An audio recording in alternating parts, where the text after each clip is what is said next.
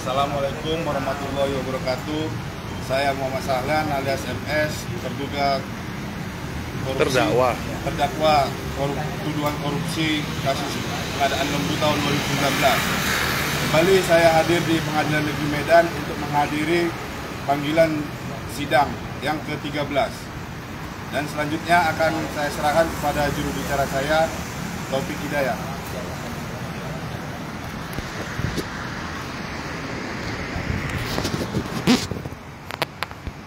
Assalamualaikum warahmatullahi wabarakatuh. Alhamdulillah. Asyhadu an la ilaha illallah wa asyhadu anna Muhammadan abduhu wa rasuluh allazi la nabiyya ba'dah. Para pemirsa Facebooker dimanapun Anda berada, kembali pada hari ini Senin tanggal berapa ini? Tanggal 20 Desember 2021. Kami sebagai warga negara yang baik dan terpelajar menghadiri persidangan di Pengadilan Negeri Medan dalam rangka persidangan dugaan korupsi pengadaan sapi tahun 2019 yang dilaporkan oleh BPMA dan kemudian menahan dan memenjarakan kawan kami, sahabat kami Muhammad Sahlan alias MS, dan akibat menurut jaksa akibat perbuatan MS negara mengalami kerugian terhadap proyek lembu itu sebesar 615 juta.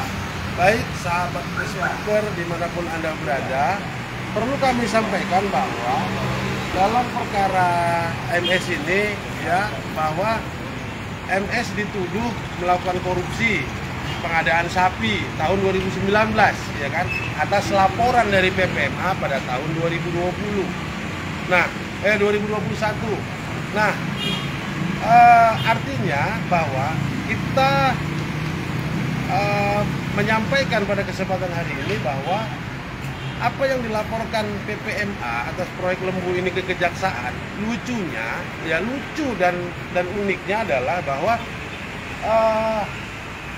proyek tahun 2019, proyek pengadaan sapi itu tidak ada temuan dari BPK, kemudian tidak ada temuan dari audit internal atau inspektorat APIP, tidak ada temuan. Kemudian kelompok tani penerima bantuan tidak ada yang keberatan.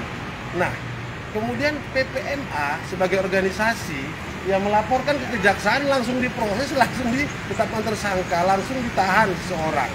Nah, kemudian jaksa katanya merasa bahwa mereka berwenang memeriksa, melakukan penyelidikan, kemudian melakukan penyidikan, sapi yang diberikan kelompok. Iya, melakukan penyelidikan kepada sapi yang diberikan kelompok, Nah, kemudian katanya jaksa, melakukan investigasi berdasarkan laporan itu, kemudian jaksa memanggil ahli, kemudian berdasarkan keterangan ahli, baru jaksa memanggil BPKP, kemudian dihitunglah kerugian negara 615 juta. Iya. Kemudian ditahanlah kawan kita Muhammad Sahlan alias MS selama lebih kurang 3 bulan.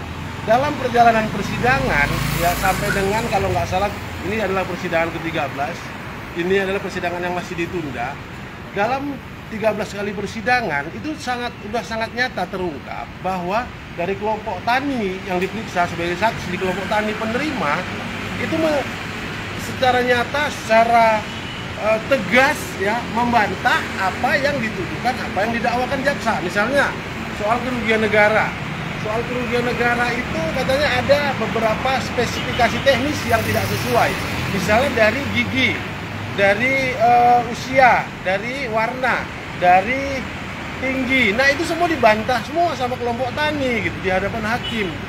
Nah, kemudian karena fakta persidangan itu sama sekali tidak ada yang memberatkan kawan kita MS, melalui pengacara kita meminta bahwa MS agar majelis hakim bisa menangguhkan penahanan atas MS. Nah, alhamdulillah memang karena fakta persidangan yang sudah digelar belum ditemukan kesalahan fatal yang dilakukan MS ini, ya maka dia MS bisa ditangguhkan gitu. Nah, jadi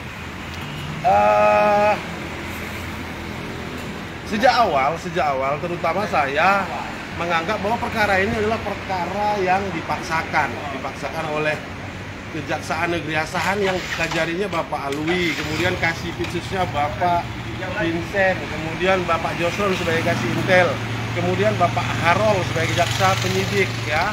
Nah, perkara yang seolah-olah ini, kalau saya menilai bahwa perkara pengadaan lembu yang melibatkan kawan kita Muhammad Sahlan ini, ya, perkara hanya untuk sekedar bahwa kejaksaan itu mau memberikan memberikan barcon, padahal salah orang gitu, ya salah orang.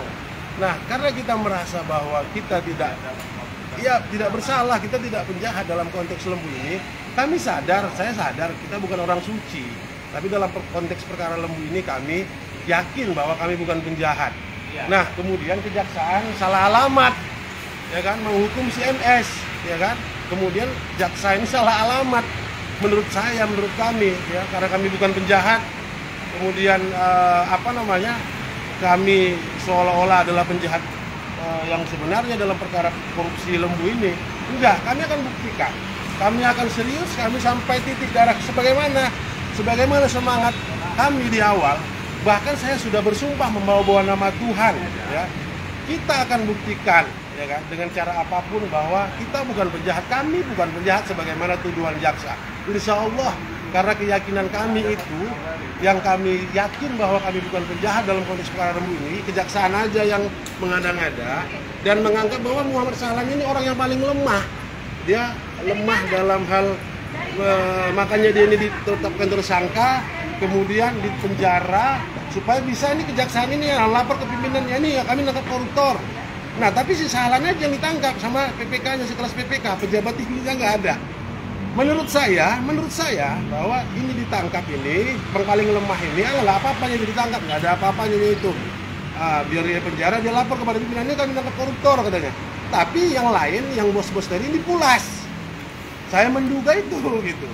Nah, makanya kami akan terus berjuang, nggak ada cerita. Saya tidak akan mundur, apapun konsekuensinya, PPMA mau PPMI mau apapun, ya, karena kami yakin kami bukan penjahat dalam konteks perkara lembu ini, dan fakta persidangan sudah menjelaskan, ya, fakta persidangan sudah menyatakan, ya, beberapa kali persidangan itu sudah membuka. Bahkan itu kemarin ada saksi yang menyebutkan lembunya ini diambil DPR, kemudian dipulangkan lagi waktu diperiksa oleh jaksa, dipulangkan lagi. Tapi bukan lembu yang diperiksa, itu sudah terungkap di fakta persidangan gitu. Nah, jadi beberapa kali fakta persidangan itu sudah alhamdulillah berkat berkat dukungan kawan-kawan, berkat doa kita, ya, bahwa kita tetap akan melakukan pembelaan atas diri kita, ya. Meskipun kami sadar bahwa situasi hari ini, jangankan untuk yang aneh-aneh lah, untuk hidup sehari-hari sudah terasa sangat melelahkan, ya. Untuk kebutuhan sehari-hari, memenuhi kebutuhan sehari-hari aja macam-macam kami ini udah sulit gitu. Ini harus harus diuji. Ya, diuji dengan harus ke Medan seminggu sekali, diskusi ini segala macam. Nah, nggak apa-apa, nggak masalah, ini adalah bagian ujian.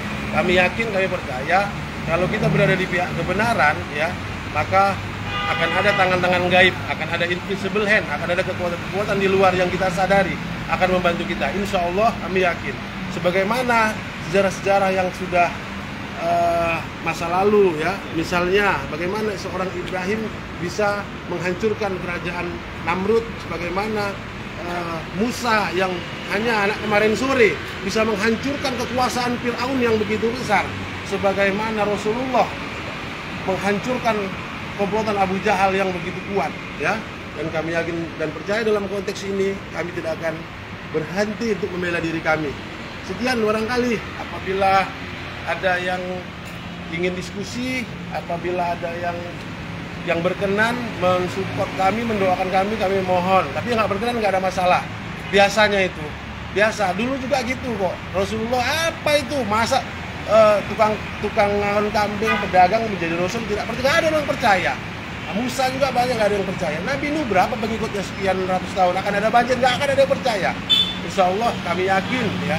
Bahkan kami hakul yakin dalam kondisi ini kami akan buktikan kami bukan penjahat. Ingat, ini PPMA ini ya, organisasi PPMA ini Anda harusnya malu ya kan.